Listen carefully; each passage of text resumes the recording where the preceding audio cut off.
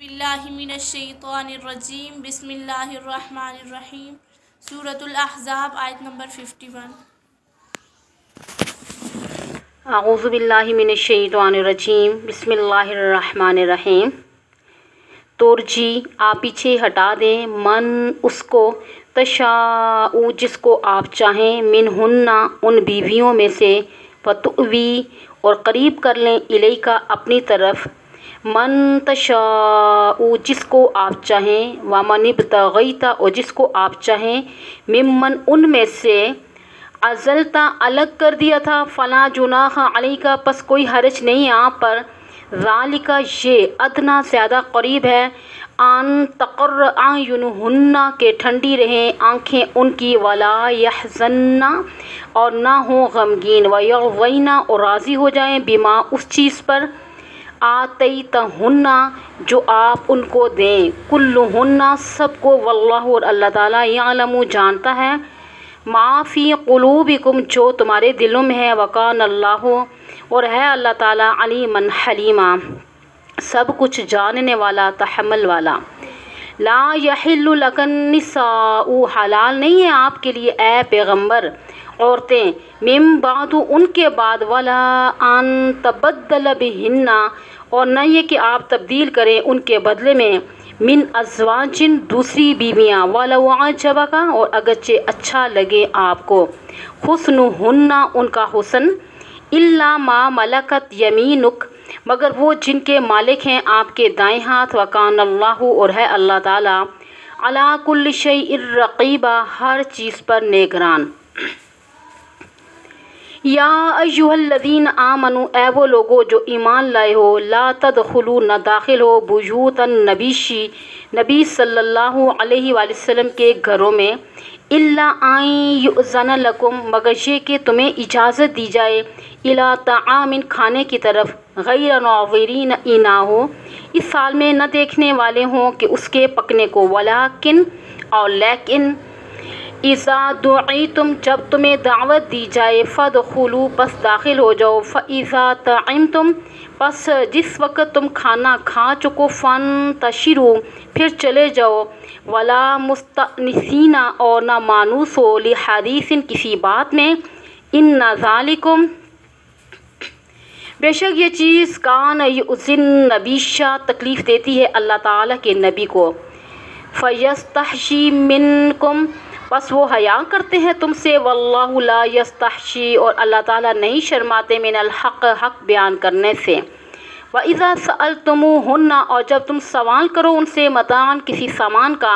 فَاسْأَلُوهُنَّ پس سوال کرو ان سے، مِن وَرَاءِ حِجَابٍ پردے کے پیچھے سے، ذالکم یہ بات، اطہر لقلوبکم زیادہ پاکیزہ ہے تمہارے دلوں کے لیے، وقلوبہن اور ان کے دلوں کے لیے، وما کان لکم اور نہیں ہے تمہارے لیے، ان تؤذوا کہ تکلیف پہنچاؤ، رسول اللہ کے اللہ تعالیٰ کے رسول کو، ولا ان تنکحوا اور نہ یہ کہ تم نکاح کرو، ازواجہ ان کی بیویوں سے، من بعدہ آپ صلی اللہ علیہ وآلہ وسلم کے بعد، ابداً کبھی بھی، ان ذالکم بے شک یہ، کان عند اللہ عظیما ہے اللہ تعالیٰ کے ہاں بہت بڑی چیز۔ ترجمہ آیا آپ کو؟ ماقبل سے ربط ہے کہ حضرت صلی اللہ علیہ وسلم کے نکاح میں بیک وقت کتنی بیویاں تھیں؟ 9 بیویاں اور 2 لونڈیاں تھیں۔ پہلے 2 آیات میں اللہ تعالیٰ نے آپ صلی اللہ علیہ وسلم کو خطاب کر کے فرمایا کہ آپ صلی اللہ علیہ وسلم کے ذمہ ان عورتوں کی باری نہیں ہے، کہ آپ صلی اللہ علیہ وسلم کو اختیار ہے کہ جس کو چاہیں قریب رکھیں اور جس کو چاہیں دور رکھیں، اور آپ صلی اللہ علیہ وآلہ وسلم پر کوئی بوجھ نہیں ہے، کہ عام مومنوں کے لیے قانون یہ ہے کہ اگر کسی کی 1 سے زائد بیویاں ہیں تو ان کے درمیان عدل و انصاف قائم رکھیں، اور اگر ایک دن ان کے پاس ہے تو دوسرے دن دوسری بیوی کے پاس رہے، خوراک، لباس، رہائش، علاج، معالجہ، جتنی ضروریات ہیں ان میں سب کا خیال رکھنا چاہیے۔ لیکن حضرت صلی اللہ علیہ وآلہ وسلم کو اللہ تعالیٰ نے اختیار دیا ہے کہ آپ صلی اللہ علیہ وسلم اپنی بیویوں کے پاس کم و بیش وقت گزار سکتے ہیں، بیویاں یہ نہ سمجھے کہ ہمارا حق ہے، لیکن اس کے باوجود آپ صلی اللہ علیہ وسلم نے عدل و انصاف کو برقرار رکھا، اور بیویوں کے الگ الگ حجرے تھے، ایک دن رات ایک کے پاس رہتے تھے، پھر 24 گھنٹے دوسرے کے پاس، پھر تیسری کے پاس، پھر چوتھی کے پاس، پھر آپ صلی اللہ علیہ وسلم نے اسی طرح باریاں مقرر کی ہوئی تھیں۔ ظاہری طور پر مکمل برابری رکھتے تھے۔ بخاری شریف اور مسلم شریف میں روایت ہے کہ آپ صلی اللہ علیہ وسلم نے فرمایا کہ اللہم ھذا قسمی فیما املک فلا تواخذنی بما تملک ولا املک، یہ میری تقسیم ہے اور اس میں جو میرے اختیار میں ہے پس میرا مواخذہ نہ کرنا، اور اس میں جو آپ کے اختیار میں ہے اور میرے اختیار میں نہیں ہے، یعنی بیویوں کے درمیان جو عدل و انصاف، رہائش، لباس، خوراک کے لحاظ سے تھا، اور وہ میں نے پورا کر دیا۔ اے پروردگار، یعنی کہ جس چیز کا میں مالک نہیں اس میں مجھے نہ پکڑنا۔ تو آپ کو طبی طور پہ محبت حضرت عائشہ صدیقہ رضی اللہ تعالیٰ عنہ سے زیادہ تھی، تو فرمایا پروردگار وہ میرے بس میں نہیں ہے اور اس پر میرا مواخذہ نہ کرنا۔ تو اللہ تعالیٰ نے آپ صلی اللہ علیہ وسلم کو یہ اختیار دیا تھا کہ آپ صلی اللہ علیہ وسلم کے ذمہ بیویاں، یعنی کہ جو بیویوں کے باریاں لازم بھی نہیں ہیں، یعنی اختیارات نبی صلی اللہ علیہ وسلم اس طرح ہیں کہ اللہ تعالیٰ فرماتے ہیں کہ ترجی من تشاء منہن، یہاں سے انڈر لائن کریں کہ آپ پیچھے ہٹا دیں جس کو چاہیں، ان میں سے بھاری نہ دیں، یعنی اپنی بیویوں میں سے جس کو چاہیں پیچھے ہٹا دیں، بھاری نہ دیں۔ وَتُؤْوِي إِلَيْكَ مَن تَشَاءُ، اور قریب کر لیں اپنے جس کو چاہیں، یعنی کہ جس کو آپ چاہیں ان میں سے جس کو الگ کیا ہے نا باری سے، اس کو یعنی کہ باری نہیں دی تھی، اگر اس کو باری دینا چاہتے ہیں تو آپ پر کوئی حرج نہیں ہے۔ کیوں؟ اس لیے کہ ذالک ادنیٰ، یہ زیادہ، یہ بات جو ہے نا یہ قریب ہے زیادہ، یعنی کس کے کہ ان کی آنکھیں ٹھنڈی رہیں اور باری نہیں دی تھی، پھر دے بھی دی تھی، سمجھے کہ ہم پر احسان کیا تھا۔ ولا یحزن، اور وہ غمگین اور پریشان نہیں ہوں گی، ویرضین، اور راضی ہو جائیں گی، بما، اس چیز پر کہ جو آپ ان کو دیں گے، یعنی سب کو نا، کلہن، سب کو۔ لیکن میں نے آپ کو پہلے بتا دیا تھا کہ آپ صلی اللہ علیہ وسلم نے اپنے اخلاق حسنہ کی بنا پر یعنی اس رخصت پر عمل نہیں کیا ہے، بلکہ سب کو برابری کے ساتھ بھری دی تھی۔ واللہ یعلم ما فی قلوبکم، اور اللہ تعالیٰ جانتا ہے جو تمہارے دلوں میں ہے، اور اللہ تعالیٰ سب کچھ جاننے والا ہے اور سب کچھ جانتا بھی ہے، مگر فوری طور پہ سزا نہیں دیتا، یہ اللہ تعالیٰ کا تحمل ہے۔ اور اگر فوری طور پر نہیں پکڑتا تو یہ نہیں سمجھنا چاہیے کہ گرفت سے بچ گئے ہیں۔ اور مسئلہ یہ ہے کہ حضرت خدیجۃ الکبریٰ رضی اللہ تعالیٰ عنہ جب آپ صلی اللہ علیہ وسلم کے نکاح میں تھیں تو اس وقت آپ صلی اللہ علیہ وسلم کے نکاح میں اور کوئی بیوی نہیں تھی، اور وہ مکہ مکرمہ میں ہی فوت ہو گئی تھیں۔ جب آپ صلی اللہ علیہ وسلم کی عمر مبارک کا 50واں سال تھا اور نبوت کا 10واں سال تھا، اور دوسری بیوی حضرت زینب بنت خثیمہ رضی اللہ تعالیٰ عنہ مدینہ طیبہ میں چند ماہ آپ صلی اللہ علیہ وسلم کے نکاح میں رہیں اور فوت ہو گئی تھیں، تو باقی 9 بیویاں بیک وقت آپ صلی اللہ علیہ وسلم کے پاس تھیں جن کی باری آپ صلی اللہ علیہ وسلم نے مقرر کی ہوئی تھی۔ اللہ تعالیٰ فرماتے ہیں نا کہ یہ جتنی بیویاں آپ صلی اللہ علیہ وسلم کے نکاح میں ہیں کہ حلال نہیں ہے آپ کے لیے بیویاں، یعنی اس کے بعد، یعنی ان کے بعد، اس کے بعد اور کوئی بیوی آپ کے لیے جائز نہیں ہے۔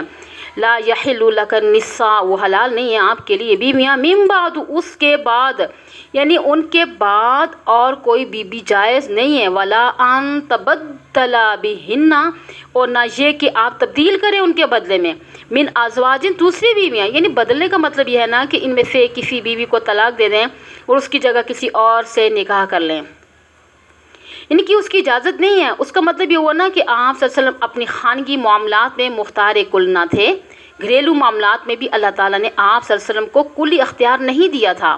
اور یہاں لوگ جو یہ کہتے ہیں نا کہ پیغمبر مختار کل ہیں، جو چاہیں کریں، یعنی کتنی واضح بات ہے کہ اللہ تعالیٰ فرماتے ہیں کہ آپ صلی اللہ علیہ وسلم کو یہ حق نہیں ہے کہ ان بیویوں میں سے کسی کو طلاق دے کر کسی اور سے نکاح کر کے گنتی پوری کر لیں۔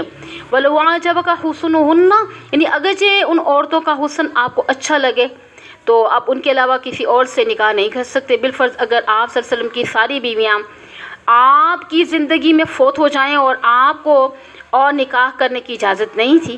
اور کتنے امتی ایسے ہیں نا کہ ایک بیوی مر جاتی ہے دوسرے سے نکاح کر لیتے ہیں، ایسے معمر لوگ بھی ہیں کہ انہوں نے یک کے بعد ایک کئی بیویاں کی ہوئی ہیں، یعنی ان کے لیے پابندی نہیں ہے اور آپ کے لیے پابندی ہے۔ یہ بات قرآن کریم میں موجود ہے۔ اور غلط عقیدے والے کہتے ہیں نا کہ آپ صلی اللہ علیہ وسلم مختار کل ہیں، جو چاہیں کریں۔ یہ کیا منطق ہے کہ اللہ تعالیٰ معاف فرمائے، الا ما ملکت یمینک، مگر وہ جن کے مالک ہیں آپ کے ہاتھ، یعنی اگر کوئی عورت لونڈی کے طور پر آ جائے وہ جائز ہے۔ اس کے بعد ماریا قبطیہ رضی اللہ تعالیٰ عنہ لونڈی آئی تھیں، ان کے پیٹ سے حضرت ابراہیم رضی اللہ تعالیٰ عنہ پیدا ہوئے۔ وَكَانَ اللَّهُ عَلَىٰ كُلِّ شَيْءٍ رَقِيبًا، اور ہے اللہ تعالیٰ ہر چیز پر نگہبان۔ رقیب کا معنی ہوتا ہے نا محافظ اور نگران۔ یہ شان نزول اس کا ہے کہ حضرت زینب بن جہش رضی اللہ تعالیٰ کا جب آپ صلی اللہ علیہ وسلم کے ساتھ نکاح ہوا تو اس موقع پر آپ صلی اللہ علیہ وسلم کے پاس گنجائش تھی نا کہ آپ صلی اللہ علیہ وسلم نے سب کو خبز و لحمہ گوشت روٹی کے ساتھ سیر کرایا۔ ایسا ولیمہ کہ آپ صلی اللہ علیہ وسلم نے اور کسی کا نہیں کیا۔ چھوٹا سا کمرہ تھا، پردے کا حکم نازل نہیں ہوا تھا۔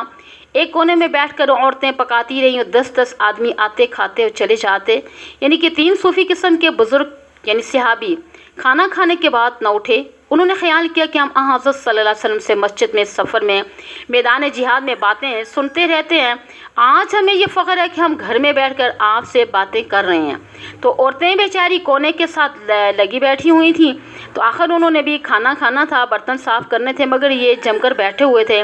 تو حضرت صلی اللہ علیہ وسلم نے زبان مبارک سے یہ کہنا مناسب نہ سمجھا کہ اب تم اٹھ کر چلے جاؤ۔ تو آپ نے یہ حکمت عملی اختیار فرمائے، خود اٹھ کر باہر تشریف لے گئے کہ میں چلا جاؤں گا تو یہ بھی چلے جائیں گے۔ کافی دیر باہر چلتے پھرتے رہے۔ انس رضی اللہ تعالیٰ نے، جو آپ رضی اللہ تعالیٰ یعنی کہ آپ کے جو تھے نا وہ خادم تھے، اور ان کو بھیجا کہ دیکھو کہ بیٹھے ہیں یہ چلے گئے ہیں۔ انس رضی اللہ تعالیٰ نے آ کر بتلایا کہ حضرت وہ تو بیٹھے ہوئے ہیں، پھر اندر نہ آئے۔ تو کچھ دیر کے بعد پھر بھیجا، دیکھ کر آؤ چلے گئے ہیں۔ کہنے لگے کہ حضرت وہ تو جم کر بیٹھے ہوئے ہیں۔ پھر آپ صلی اللہ علیہ وسلم باہر چلنے پھرنے لگ گئے۔ تھوڑی دیر کے بعد پھر بھیجا۔ تیسرے چکر میں ایک کو کوئی ضرورت پیش آئی، وہ اٹھ کر چلا گیا اور 2 پھر بیٹھے رہے۔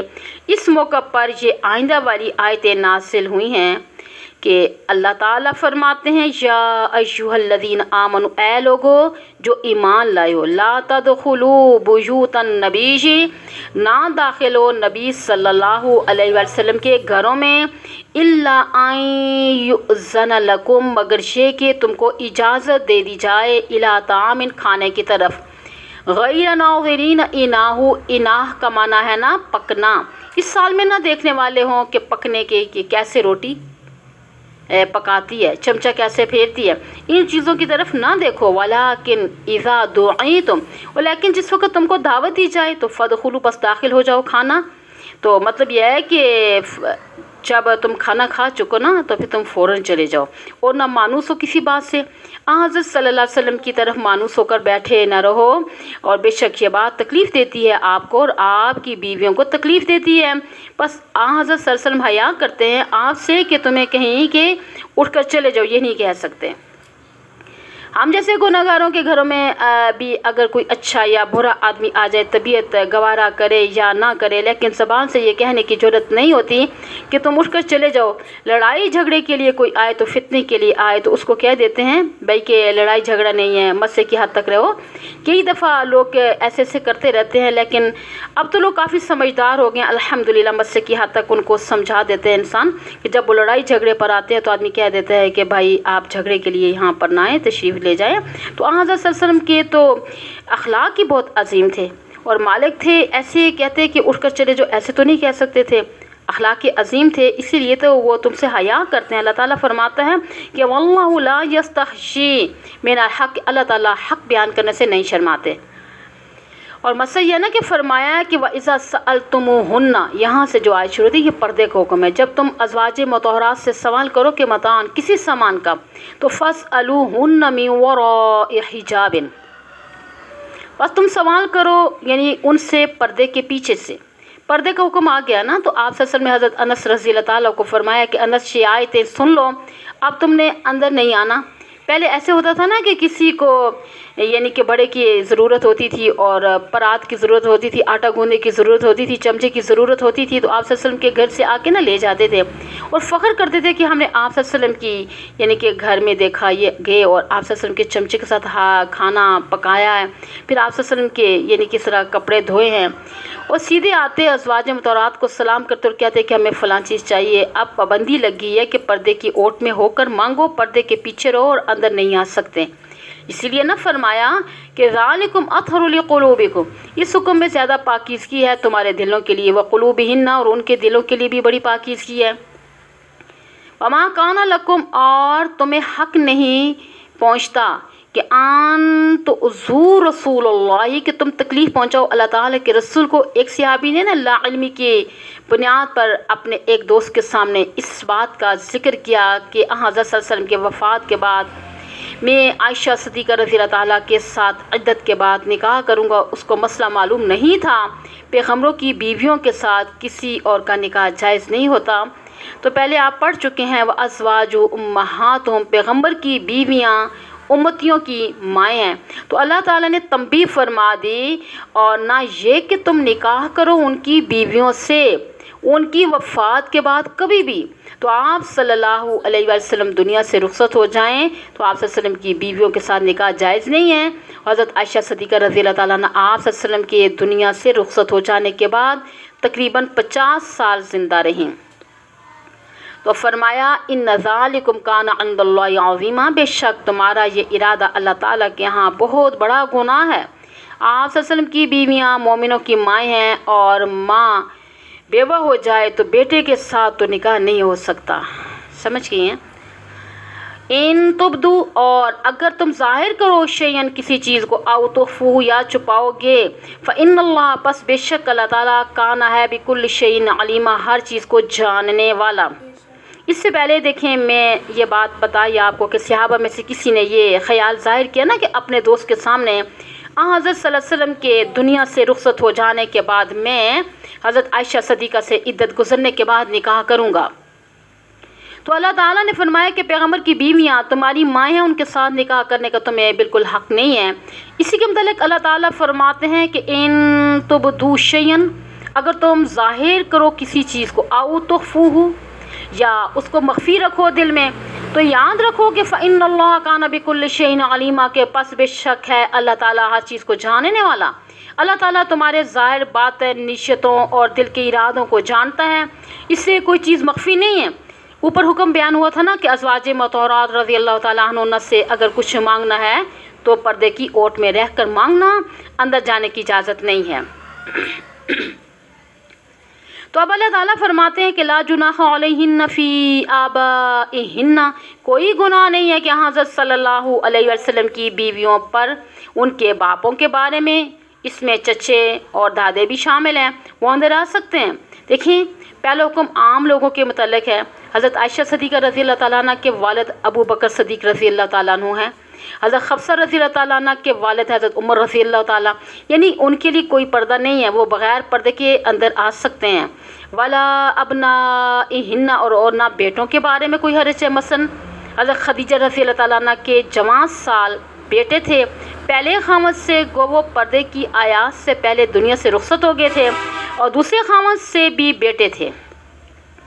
حضرت ام سلمہ رضی اللہ تعالیٰ عنہ کا ابو سلمہ سے بیٹا تھا، یعنی عمر، اور نوجوان تھا۔ دوسری ازواج مطہرات رضی اللہ تعالیٰ کے بھی پہلے خامدوں سے بیٹے تھے، ان کے لیے کوئی پابندی نہیں ہے۔ ولا اخوانہن، اور نہ ان کے بھائیوں کے بارے میں کوئی گناہ ہے، وہ بغیر اجازت کے آ سکتے ہیں۔ حضرت عائشہ صدیقہ کے بھائی تھے محمد بن ابی بکر اور عبد الرحمن بن ابی بکر رضی اللہ تعالیٰ، یہ صحابی ہیں، ان کو اپنی بہن کے پاس آنے کے لیے اجازت کی کوئی ضرورت نہیں ہے۔ اسی طرح حضرت حفصہ رضی اللہ تعالیٰ عنہ کے بھائی تھے عبداللہ بن عمر، اور دیگر ازواج مطہرات جن کے بھائی تھے ان کو اندر آنے کے لیے نہ اجازت لینے کی کوئی ضرورت ہے، نہ پردے کے پیچھے کھڑے ہونے کی کوئی ضرورت ہے، چاہے وہ بھائی عقیقی ہوں یا ماں کی طرف سے ہوں یا باپ کی طرف سے ہوں۔ فرمایا ولا ابنائی اخوانہن، اور نہ بھائیوں کے بیٹوں کے بارے میں بھتیجوں سے کوئی پردہ نہیں ہے، پھوپھیوں کا وہ بھی اندر آ سکتے ہیں۔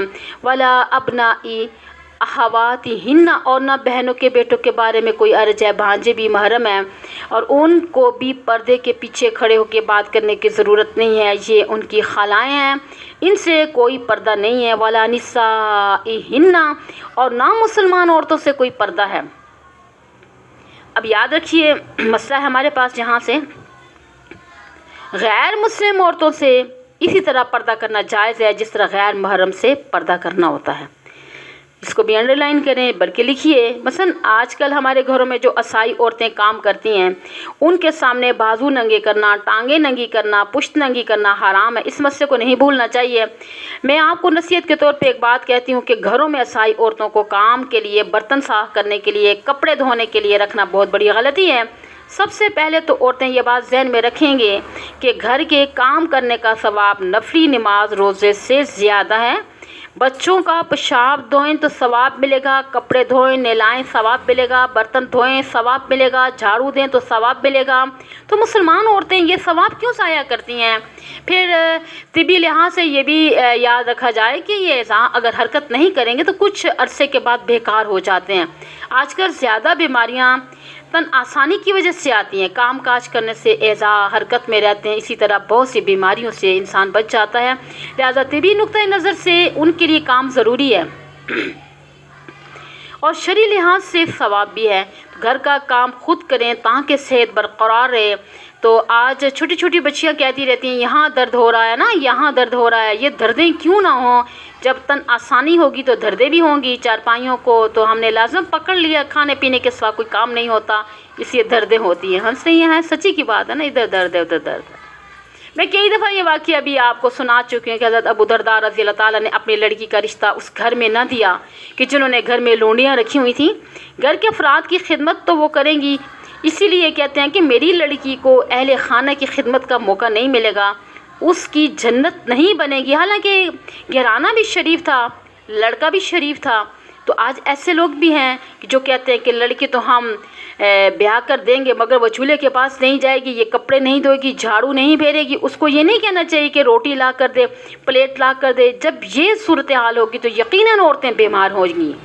तो आज न सही कल सही, साल न सही 2 साल सही बीमारियां लग जाएंगी। लिहाजा औरतें घरों का काम खुद करें और इस तरीके से ज़रा बचें। और तरीका क्या है, फिर वॉक वगैरह करती हैं ना, अल्लाह ताला सबको हदायत दे। ये बुरा तो लगेगा मेरा मसला बयान करना, लेकिन सादा सी बात थी जो मैंने बता दी। ये मसला याद रखिए कि घर के सारे काम नफली नमाज रोज़े से ज़्यादा सवाब वाले हैं। ये ठीक है, बहुत अच्छा मसला है ना, नफली, ठीक है, नफली नमाज रोज़े से ज़्यादा सवाब वाले हैं। फिर रिपीट कर रही हूँ। इसी तरह मर्दों का वो काम करना चाहिए एजाज, जितनी हरकत करेंगे इतना खून गर्दिश करेगा, इतनी क़ुव्वत आएगी। घर में असाई औरतों को रखना बड़ा गलत तरीका है। वला मा मलकत अयमानुहुन्ना, और ना उनके बारे में कोई हरज है जिनके मालिक हैं उनके दाएं हाथ, यानी कौन है, लोंडियाँ और ग़ुलाम। इमाम शाफ़ी रहमतुल्लाह ताला फरमाते हैं कि इसमें ग़ुलाम भी शामिल हैं, यानी वो आ जा सकते हैं। लेकिन इमाम अबू हनीफा रहमतुल्लाह ताला फरमाते हैं ना, ये हुक्म सिर्फ लोंडियों के लिए है, चाहे वो गैर मुस्लिम ही हों वो आ सकती हैं, लेकिन ग़ुलाम मर्द नहीं आ सकता, उसका मर्द होना ही माने हैं। तो ग़ुलाम मर्द का अपनी आका से इसी तरह पर्दा होगा कि जैसे गैर महरम से होता है। फरमाया वत्तक़ीन अल्लाह, और डरती रहो अल्लाह ताला से। ये जमा मुअन्नस समर हाज़िर का सीगा है ना, अज़वाज मुतहहरात रज़ियल्लाहु ताला अन्हुन्ना को ख़िताब करके उम्मत की माओं बहनों को समझाया जा रहा है। इन्नल्लाह काना अला कुल्लि शैइन शहीदा, बेशक अल्लाह ताला हर चीज़ पर गवाह है। अल्लाह ताला से कोई चीज़ मख्फी और ओझल नहीं है। इन्नल्लाह व मलाइकतहु युसल्लून अलन नबी, बेशक अल्लाह ताला रहमत भेजता है। इन्नल्लाह व मलाइकतहु युसल्लून अलन नबी, बेशक अल्लाह ताला रहमत भेजता है, उसके फरिश्ते दुआएं करते हैं नबी सल्लल्लाहु अलैहि वसल्लम के लिए। पहले मैंने आपको बताया था ना कि लफ्ज़ सलात की निस्बत जब अल्लाह ताला की तरफ हो तो माना होता है रहमत। हम जो दुरूद शरीफ पढ़ते हैं ना, अल्लाहुम्मा सल्ली अला मुहम्मदिन, उसका माना है ए परवरदिगार आप रहमत भेजे मोहम्मद सल्लल्लाहु अलैहि वसल्लम पर। ये माना नहीं है कि ए अल्लाह आप भी दरूद पढ़ें, जैसे बास कहते हैं ना। और जिस वक़्त लफ्ज़ सलात की निस्बत फ़रिश्तों की तरफ हो तो या इंसानों की तरफ हो तो उसका माना होता है रहमत की दुआ करना। दुरूद शरीफ पढ़ना बहुत बड़ी फजीलत की बात है। हदीस शरीफ में आता है कि एक दफ़ा दुरूद शरीफ पढ़ने वाले को 10 नेकियां मिलती हैं, एक सगीरा गुनाह मुआफ़ होता है, एक दर्जा बुलंद होता है, हक़ ताला की तरफ से 10 रहमतें नाजिल होती हैं। लिहाजा दुरूद शरीफ कसरत के साथ पढ़ना चाहिए। और कई दफ़ा मैं आपको बता चुकी हूँ क्लास में कि दुरूद शरीफ पढ़ने के लिए और दीगर जो अज़कार होते हैं ना, उसके लिए वुज़ू शर्त नहीं है, बेवुज़ू भी इंसान पढ़ सकता है। कोशिश करें कि वुज़ू अगर नहीं है तो फिर भी पढ़ सकते हैं। मसला बताना था, औरतों ने जिन दिनों में नमाज नहीं पढ़नी होती उन दिनों में भी ज़िक्र अस्कार और दुरूद शरीफ पढ़ सकती हैं, सिर्फ कुरान करीम नहीं पढ़ सकती, बाकी ज़िक्र अस्कार तौबा इस्तिग़फ़ार करना सब दुरुस्त है। सबसे बेहतर दुरूद शरीफ नमाज वाला है, ठीक है। कौन सा दुरूद है? नमाज वाला दुरूद शरीफ है, दुरूद इब्राहिमी इससे कहते हैं ना। اگر وقت نہیں ملتا تو مختصر الفاظ والا درود شریف پڑھنا بھی درست ہے۔ حضرت مولانا محمد قاسم نانوتوی رحمہ اللہ تعالیٰ، جنہوں نے دارالعلوم دیوبند کی بنیاد رکھی تھی، ان سے کسی نے پوچھا کہ حضرت الصلاۃ والسلام علیک یا رسول اللہ کے الفاظ کے ساتھ درود شریف پڑھا جا سکتا ہے؟ تو حضرت نے فرمایا اگر اس نظریت سے پڑھتا ہے یہ مختصر ہے اور عقیدہ یہ ہے کہ فرشتے آپ صلی اللہ علیہ وسلم تک پہنچاتے ہیں تو صحیح ہے، اور اگر آپ صلی اللہ علیہ وسلم کو حاضر ناظر سمجھ کر پڑھتا ہے تو پھر یہ کفر ہوگا۔ تمام فقہائے کرام کا یہ متفقہ فیصلہ ہے کہ جو آپ صلی اللہ علیہ وسلم کو حاضر ناظر سمجھتا ہے وہ کافر ہے۔ نہ اس بات کو بھولنا نہیں چاہیے، یہ بھی کوئی مغالطے والی بات نہیں ہے۔ اسی طرح آگے چلتے ہیں کہ حدیث پاک میں آتا ہے کہ من صلی علیہ عند قبری سمعتہ، جو شخص میری قبر کے پاس آ کر درود پڑھے گا میں خود سنوں گا اور جواب بھی دوں گا۔ ومن صلی علیہ نائیا، یعنی کہ ابلغ، تو جو شخص درود سے میرے اوپر درود پڑھے گا یعنی کہ دور سے اگر پڑھتا ہے تو مجھے پہنچایا جائے گا۔ نسائی شریف کی بھی یہی روایت ہے، ان للہ ملائکۃ سیاحین یبلغونی من امتی السلام، یعنی کہ اس میں اللہ تعالیٰ نے فرشتوں کا ایک الگ محکمہ قائم کیا جو زمین پر پھرتے رہتے ہیں، یہاں بھی کوئی درود شریف پڑھ رہا ہوتا ہے اس کو سن کر حضرت صلی اللہ علیہ وسلم تک پہنچاتے رہتے ہیں۔ اہل حق کا بھی یہی مسلک ہے۔ بخاری شریف میں روایت ہے کہ صحابہ اکرام رضی اللہ تعالیٰ نے سوال کیا کہ حضرت ہم نے سلموا کا مفہوم سمجھ لیا، السلام علیک ایھا النبی ورحمۃ اللہ وبرکاتہ، جو نماز میں پڑھتے ہیں نا سلو پر عمل کن الفاظ کے ساتھ کریں؟ تو حضرت صلی اللہ علیہ وسلم نے درود ابراہیمی بتلایا کہ قولوا اللہم صلی علی محمد وعلی آل محمد کما صلیت علی ابراہیم وعلی آل ابراہیم انک حمید مجید، اللہم بارک علی محمد وعلی آل محمد کما بارکت علی ابراہیم وعلی آل ابراہیم انک حمید مجید۔ یہ مفہوم ہے سلو کا، خود حضرت صلی اللہ علیہ وسلم نے بتلایا۔ یہ درود شریف چونکہ لمبا تھا اس لیے ان لوگوں نے محض لوگوں کو سنانے کے لیے الصلاۃ والسلام علیک یا رسول اللہ کو پکڑ لیا۔ آگے چلتے ہیں جی، فرمایا یا ایھا الذین آمنوا، اے ایمان والو، صلو علیہ وسلموا تسلیما، رحمت کی دعا کرو ان کے لیے اور سلام بھیجو، سلام بھیجنا۔ ان الذین، بے شک وہ لوگ، یؤذون اللہ ورسولہ، جو ایذا پہنچاتے ہیں اللہ تعالیٰ کو اور اس کے رسول صلی اللہ علیہ وسلم کو، اللہ تعالیٰ کی نافرمانی کر کے رب تعالیٰ کو ناراض کرتے ہیں، اللہ تعالیٰ کے رسول کو ناراض کرتے ہیں، لعنہم اللہ فی الدنیا والآخرہ، ان پر اللہ تعالیٰ کی لعنت ہے دنیا میں بھی اور آخرت میں بھی، وأعد لہم، اور تیار کیا اللہ تعالیٰ نے ان کے لیے عذابا مہینا، عذاب رسوا کرنے والا۔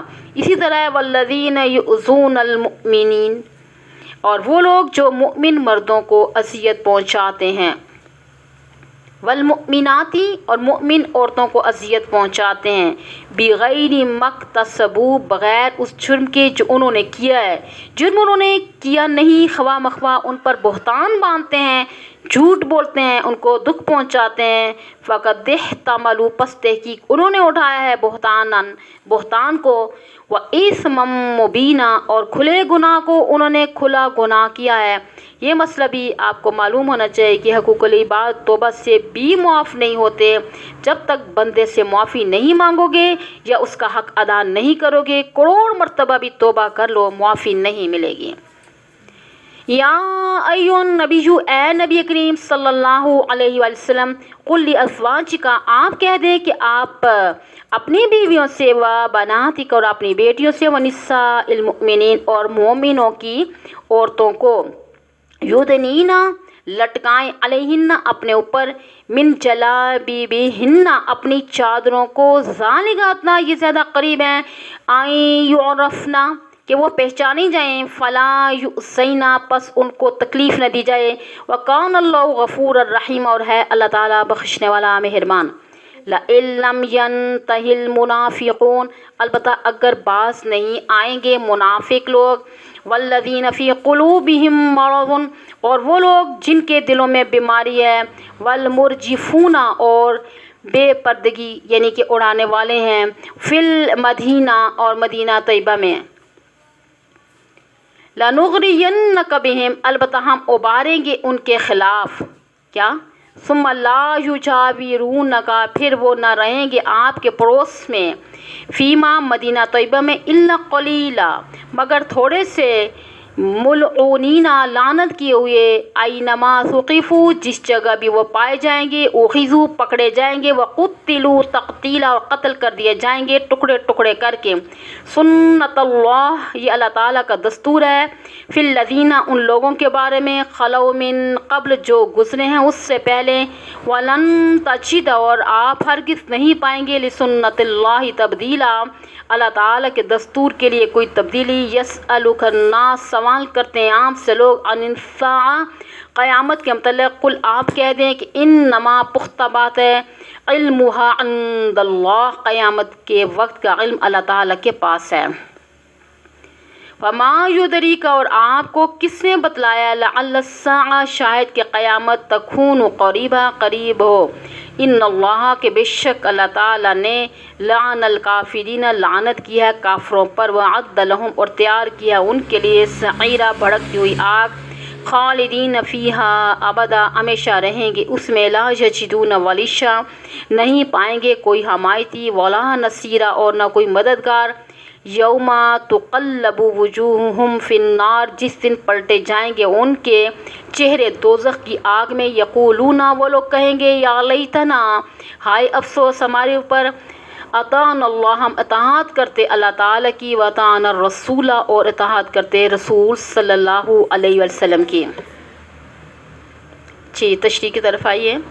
پردے کے احکامات شروع ہو رہے ہیں نا۔ اس سے پہلی آیات میں ازواج مطہرات رضی اللہ تعالیٰ عنہ کے پردے کا حکم تھا کہ تم ان سے اگر کوئی چیز مانگو تو پردے کے پیچھے سے مانگو۔ اس سے بظاہر تو یہ شبہ پیدا ہوتا تھا کہ شاید پردے کا حکم ازواج مطہرات رضی اللہ تعالیٰ کے ساتھ خاص ہے صرف، تو اللہ تعالیٰ نے یہ شبہ دور فرمایا کہ یا ایھا النبی قل، اے نبی کریم صلی اللہ علیہ وسلم آپ فرما دیجئے، لازواجک، اپنی بیویوں کو، سمجھ رہی ہیں، و بناتک، اور اپنی بیٹیوں کو، ونساء المؤمنین، اور مومنوں کی عورتوں کو، وہ کیا کریں کہ لٹکائیں اپنے اوپر اپنی چادروں کو، اور جلباب، بڑی چادر کو کہتے ہیں نا جو پورے جسم کو ڈھانپ لے گی۔ جو عورتیں برقع نہیں پہنتی ہیں نا وہ بڑی چادر پہن کر جائیں جس سے سر سے لے کر ٹخنوں تک سارا جسم ڈھکا ہوا ہو۔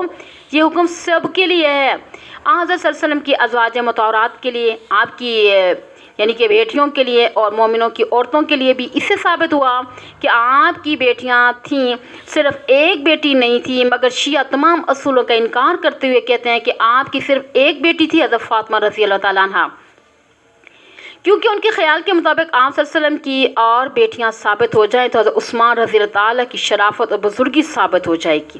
اور اس سے تاریخ بری ہے کہ حضرت صلی اللہ علیہ وسلم کی دو بیٹیوں کا نکاح یک کے بعد دیگرے حضرت عثمان رضی اللہ تعالیٰ کے ساتھ ہوا۔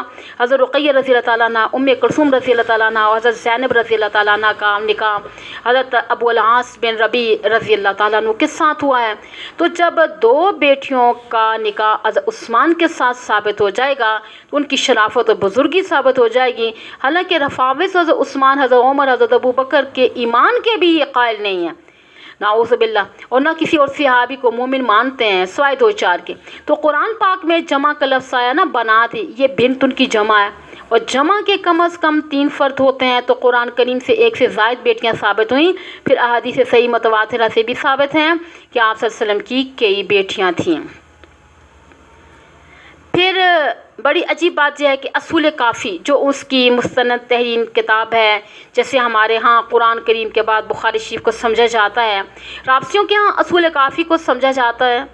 اس میں مستقل باب ہے کہ اس باب میں آپ صلی اللہ علیہ وسلم کی ولادت اور آپ صلی اللہ علیہ وسلم کی اولاد کی پیدائش، اس بات کی تصریح ہے کہ جب حضرت صلی اللہ علیہ وسلم کا نکاح ہوا تھا تو آپ صلی اللہ علیہ وسلم کی عمر مبارک 25 سال تھی، تو حضرت خدیجہ الکبریٰ کی عمر مبارک 40 سال تھی۔ اس سے پہلے وہ 2 دفعہ بیوہ ہو چکی تھی، پہلے خامدوں سے بھی اولاد تھی۔ پھر آگے تفصیل یہ ہے کہ نکاح کے 2 سال بعد حضرت زینب پیدا ہوئیں، حضرت رقیہ رضی اللہ تعالیٰ عنہ پیدا ہوئیں، پھر ام کلثوم پیدا ہوئیں، پھر حضرت طیب رضی اللہ تعالیٰ عنہ پیدا ہوئے۔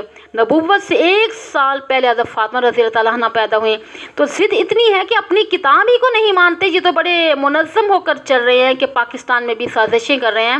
دیکھیں کہ اب شمالی علاقہ جات میں بھی ان کی تعداد کافی ہے، اب وہاں بھی شیعہ ریاست قائم کرنا چاہتے ہیں، جس کی بھاگ دوڑ ایران کے ہاتھ میں رہے گی۔ پاکستان میں شیعہ ریاست بنانے کی ان کے پاس دلیل یہ ہے کہ وہاں ان کی اکثریت ہے، بھائی اگر تم نے اسی منطق پہ چلنا ہے تو زاہدان میں سے تو 90% آبادی سنیوں کی ہے، تو وہاں تم نے نہ کوئی گورنر سنی بنایا اور نہ کوئی DC سنی بنانے کے لیے تیار ہو، بلکہ کوئی معتبر بااختیار افسر سنی نہیں ہے۔ تہران میں 5 لاکھ سنیوں کی آبادی ہے، مگر سنیوں کی ایک مسجد بھی نہیں ہے۔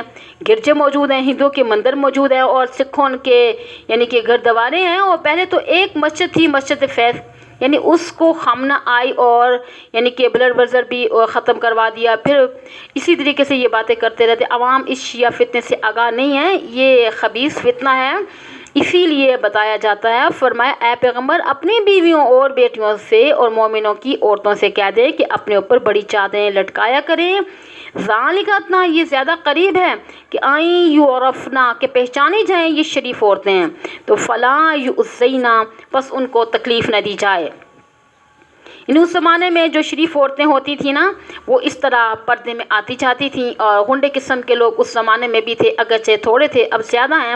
ہر طرح کے آدمی ہر زمانے میں رہے ہیں، وہ پہچان لیں گے کہ یہ شریف عورتیں ہیں، اس لیے ان کو ایذا نہیں پہنچائیں گے۔ وَكَانَ اللَّهُ غَفُورًا رَحِيمًا، اور ہے اللہ تعالیٰ بخشنے والا مہربان۔ لَإِن لَّمْ يَنْتَهِ الْمُنَافِقُونَ، البتہ اگر باز نہ آئے منافق لوگ، وَالَّذِينَ فِي قُلُوبِهِم مَّرَضٌ، اور وہ لوگ جن کے دلوں میں برائی کی بیماری ہے، تو فرمایا کہ اس کا معنی ہے نا وَالْمُرْجِفُونَ فِي الْمَدِينَةِ، ارجاف کا معنی ہوتا ہے کہ شوشہ چھوڑنا، بے پرکی اڑانا۔ جو لوگ شوشے چھوڑتے ہیں، افواہیں پھیلاتے ہیں مدینہ طیبہ میں، اگر یہ لوگ باز نہ آئے، لَنُغْرِيَنَّكَ بِهِمْ، ہم اے نبی کریم صلی اللہ علیہ وسلم آپ کو ان کے پیچھے لگا دیں گے، نام ہم بتلا دیں گے، فلاں ہے فلاں ہے، ان کا علاج کرو۔ پھر وہ نہیں رہیں گے آپ کے پڑوس میں، نہیں ٹھہر سکیں گے مدینہ طیبہ میں، الا قلیلا، مگر تھوڑے سے۔ فرمایا اگر یہ منافق قسم کے لوگ اپنی حرکتوں سے باز نہ آئے، ہم آپ کو بتلا دیں گے، مگر رب تعالیٰ کی حکمت ہی آخر تک بعض منافقوں کے نام نہیں بتلائے۔ آخری سورت سورہ توبہ ہے، تو بڑی صورتوں میں سے ہے، 10ویں پارے سے شروع ہوتی ہے اور 11ویں پارے پہ جا کے ختم ہوتی ہے۔ اس میں رب تعالیٰ فرماتے ہیں وَمِنْ أَهْلِ الْمَدِينَةِ مَرَضُوا عَلَى النِّفَاقِ لَا تَعْلَمُهُمْ نَحْنُ نَعْلَمُهُمْ، آیت نمبر 101۔ اے نبی کریم صلی اللہ علیہ وسلم، مدینہ طیبہ میں کچھ بڑے پکے منافق ہیں، سکہ بند منافق ہیں، آپ ان کو نہیں جانتے، ہم ان کو جانتے ہیں۔ فرمایا اگر یہ بحث نہ آئے تو ہم آپ کو ان کے پیچھے لگا دیں گے، اور پھر یہ مدینہ طیبہ میں نہ ٹھہر سکیں گے مگر تھوڑے۔ اور ملعونین، لعنت کیے ہوئے ہیں، ان پر رب تعالیٰ کی لعنت ہے۔ اینما ثقفوا، جہاں کہیں بھی پائے جائیں، جہاں بھی یہ ملیں، اخذوا، پکڑے جائیں گے، وقتلوا تقتیلا، اور قتل کر دیے جائیں گے ٹکڑے ٹکڑے کر کے۔ یہ اللہ تعالیٰ نے دھمکی دی ہے، اگر یہ باز نہ آئے ہم آپ کو پیچھے لگا دیں گے اور ان کے ٹکڑے ٹکڑے کر دیے جائیں گے۔ سنت اللہ، اللہ تعالیٰ کا طریقہ ہے، فی الذین خلوا من قبل، ان لوگوں سے جو پہلے گزر چکے ہیں۔ پہلے بھی جو شرارتی تھے اللہ تعالیٰ نے ان کو قانون کے مطابق ٹکڑے ٹکڑے کر دیا، ٹھیک ہے۔ آج بھی اگر شرعی قانون کے مطابق 2-4 سزائیں ہو جائیں تو کسی کو جرم کرنے کی جرت نہیں ہوگی، مگر سب سے بڑی مصیبت تو یہ ہے کہ ان غنڈوں کے پیچھے انتظامیہ کا ہاتھ ہوتا ہے، تو قومی صوبائی اسمبلی کے ممبروں کا ہاتھ ہوتا ہے، وڈیروں کا ہاتھ ہوتا ہے، لہٰذا ان کو جرم کرتے وقت کوئی خوف نہیں ہوتا۔ اگر ان کی پشت پناہی نہ ہو تو یہ شرارتیں نہ کریں۔ وَلَن تَجِدَ لِسُنَّتِ اللَّهِ تَبْدِيلًا، اللہ تعالیٰ کا دستور میں یعنی کہ کوئی تبدیلی نہیں پائیں گے۔ اسی طرح مطلب یہی ہوگا نا کہ لسنت اللہ، تبدیلی نہیں ہوگی اللہ تعالیٰ کے طریقے میں، سنت میں، دستور میں۔ آگے چلتے ہیں، یسألک الناس عن الساعۃ، سوال کرتے ہیں لوگ آپ سے قیامت کے بارے میں، وہ کب ہوگی۔ اس سے پہلے رکوع کے آخر میں تھا نا کہ بے شک وہ لوگ جو اللہ تعالیٰ کو، اس کے رسول کو ایذا پہنچاتے ہیں، لعنہم اللہ فی الدنیا والآخرۃ، اللہ تعالیٰ نے ان پر لعنت بھیجی ہے دنیا میں بھی اور آخرت میں بھی۔ جب آخرت کا نام آیا نا تو منکرین قیامت نے پوچھا کہ وہ قیامت کب آئے گی۔ قل، آپ کہہ دیں، انما، کہ بے شک، علمھا عند اللہ، کہ قیامت کا علم اللہ تعالیٰ کے پاس ہے، یہ صرف اللہ تعالیٰ ہی جانتا ہے قیامت کب آنی ہے، اور کسی کو معلوم نہیں ہے۔ اتنا تو جمالی طور پہ سب جانتے ہیں نا کہ قیامت آئے گی، مگر کس سن میں آئے گی، کون سی تاریخ ہوگی، وقت کیا ہوگا، یہ رب تعالیٰ کے بغیر کوئی نہیں جانتا۔ تو ہم سب جانتے ہیں کہ ہم نے مرنا ہے، لیکن کس گھڑی مرنا ہے یہ کسی کو معلوم نہیں ہے۔ اگر کسی کو معلوم ہو جائے کہ میں نے 10 سال بعد فلاں تاریخ کو مرنا ہے تو ابھی سے وہ سوکھنا شروع ہو جائے گا، کمزور ہو جائے گا۔ تو یہ اللہ تعالیٰ کی حکمتیں ہیں کہ اس نے کسی کو نہیں بتلایا اور فرما دیا آپ کہہ دیں قیامت کا علم اللہ تعالیٰ کے پاس ہے۔ وَمَا يُدْرِيكَ لَعَلَّ السَّاعَةَ تَكُونُ قَرِيبًا، اے نبی کریم صلی اللہ علیہ وسلم آپ کو کس نے بتلایا ہے کہ آپ صرف اتنا سمجھ لیں شاید کہ قریب ہی ہو۔ اور وقت رب تعالیٰ نے کسی کو نہیں بتلایا۔ ان اللہ لعن الکافرین، بے شک اللہ تعالیٰ نے لعنت کیا کافروں پر۔ وعد لہم سعیرا، اور تیار کیا ان کے لیے بھڑکتی ہوئی آگ۔ سعیر اس آگ کو کہتے ہیں جس میں شعلے ہوں۔ خالدین فیہا ابدا، اور رہیں گے اس دوزخ کی آگ میں ہمیشہ۔ کافروں کو دوزخ سے نکلنا کبھی نصیب نہیں ہوگا۔ لا یجدون ولییا ولا نصیرا، وہ نہیں پائیں گے کوئی حمایتی، کوئی ان کی زبانی حمایت بھی نہیں کرے گا، نہ کوئی مددگار ہوگا، عملی طور پر بھی ان کی کوئی مدد نہیں کرے گا کہ دوزخ سے نکال لے۔ یوم تقلب وجوہہم فی النار، اس دن ان کے چہرے الٹ پلٹ کر کے آگ میں پھینکے جائیں گے۔ کافر جب اللہ تعالیٰ کی عدالت میں آئیں گے ان کے سر نیچے ہوں گے، ٹانگیں اوپر ہوں گی، سر کے بر چل کر آئیں گے۔ یہ علامت ہوگی کہ نہ دنیا میں ان کی کھوپڑی الٹی تھی، یہ اللہ تعالیٰ کی تعلیم کو چھوڑ کر دوسری طرف جاتے تھے۔ یہاں کسی نے سوال کیا کہ عزت سر کے بل بندہ کیسے چلے گا؟ تو فرمایا جو رب ٹانگوں پر چلا سکتا ہے وہ سر کے بل بھی چلا سکتا ہے۔ پھر جب فرشتے ان کو دوزخ میں پھینکیں گے، سر نیچے اور ٹانگیں اوپر ہوں گی، اس وقت کافر کیا کہیں گے یہ لفظ بھی یاد رکھیے۔ یقولون، وہ کہیں گے یا لیتنا، افسوس ہمارے اوپر، اطعنا اللہ و اطعنا الرسول، ہم نے اللہ تعالیٰ کی اطاعت کی ہوتی اور ہم نے اللہ تعالیٰ کے رسول کی اطاعت کی ہوتی، مگر اس وقت افسوس کا کیا فائدہ۔ آج اطاعت کا وقت ہے، اللہ تعالیٰ اور اس کے رسول کی اطاعت کرو، قرآن سمجھو، حدیث سمجھو، فقہ اسلامی سمجھو، اخلاق بناؤ، قبر اور آخرت کی فکر کرنی چاہیے۔